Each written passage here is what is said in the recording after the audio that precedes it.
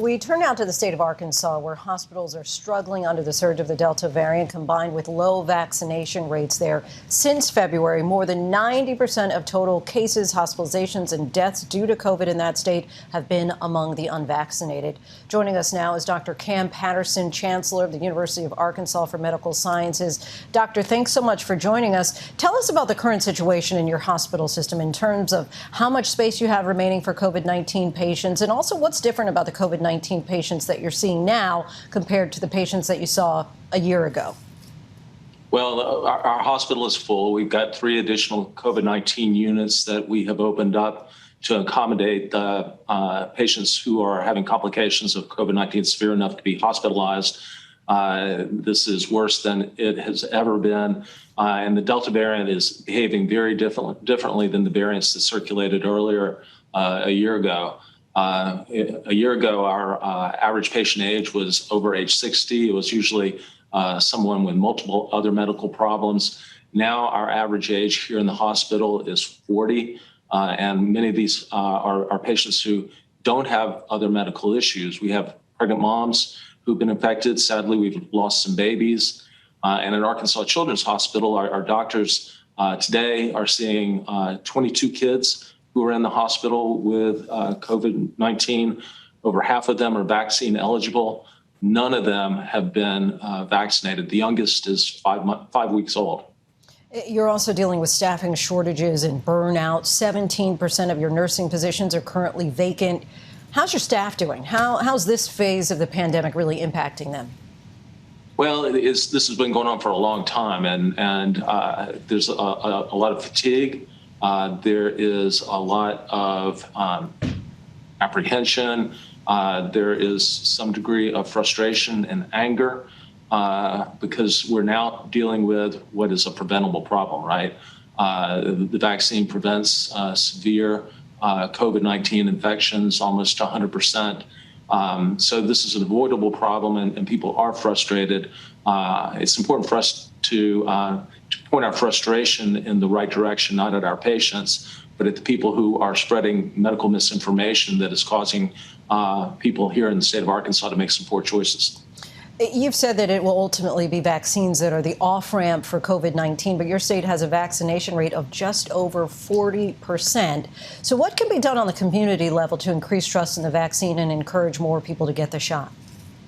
Well, we've got to realize that there are multiple reasons why people are not getting vaccinated. More African Americans are not getting vaccinated. That's driven largely by historical mistrust of the healthcare system that is understandable. So we have to work with community partners to overcome that historical mistrust. There are other groups of people, people who live in rural communities, people who are without a high school education.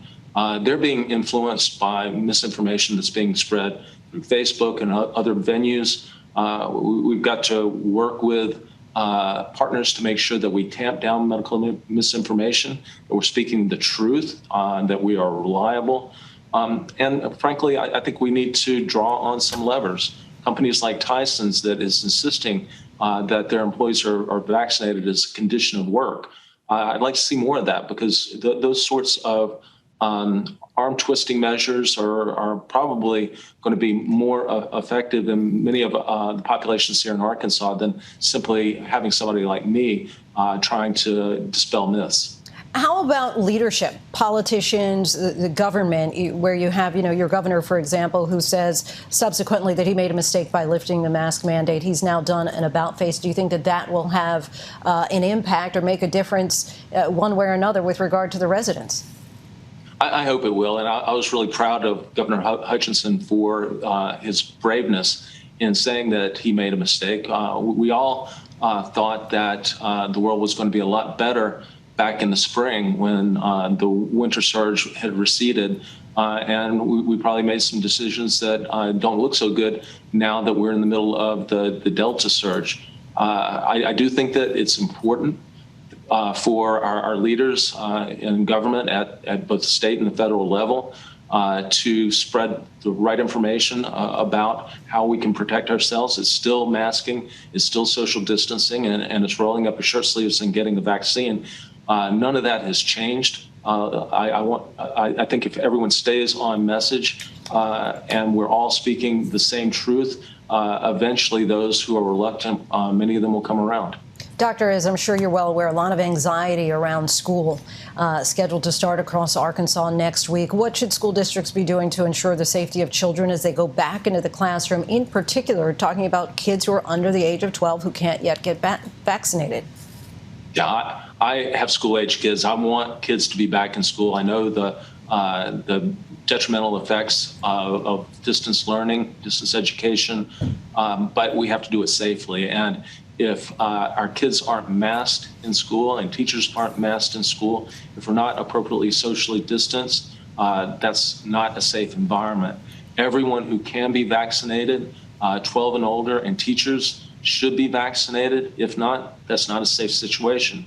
And hey, parents, if you are not vaccinated, even if you have a kid who's not vaccine eligible, you're creating part of the problem too, and that is an unsafe situation. So, let's think about getting kids back to school, but let's also think that, there's simple things that we can do to ensure that our kids are getting well educated, are not being adversely impacted by being away from in-person school, but all that's happening in a way that's safe, not just for the kids, but for the communities, because kids can now be super spreaders of COVID-19 in a way that they weren't a year ago. And just really quickly, in our last 30 seconds here, you just said, which I thought was kind of poignant, you said, hey, parents, and you directed them addressed them directly. Curious if you could do the same with regard to parents who are so anti-masking for their children on their behalf as they're returning to schools.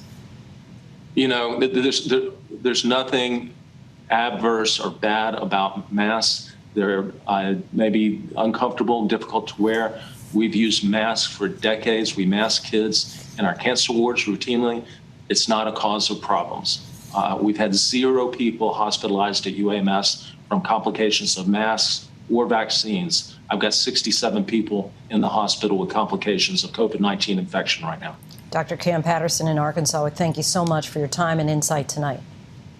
Great. Thanks to be here. Hi, everyone. George Stephanopoulos here. Thanks for checking out the ABC News YouTube channel. If you'd like to get more videos, show highlights, and watch live event coverage, click on the right over here to subscribe to our channel. And don't forget to download the ABC News app for breaking news alerts. Thanks for watching.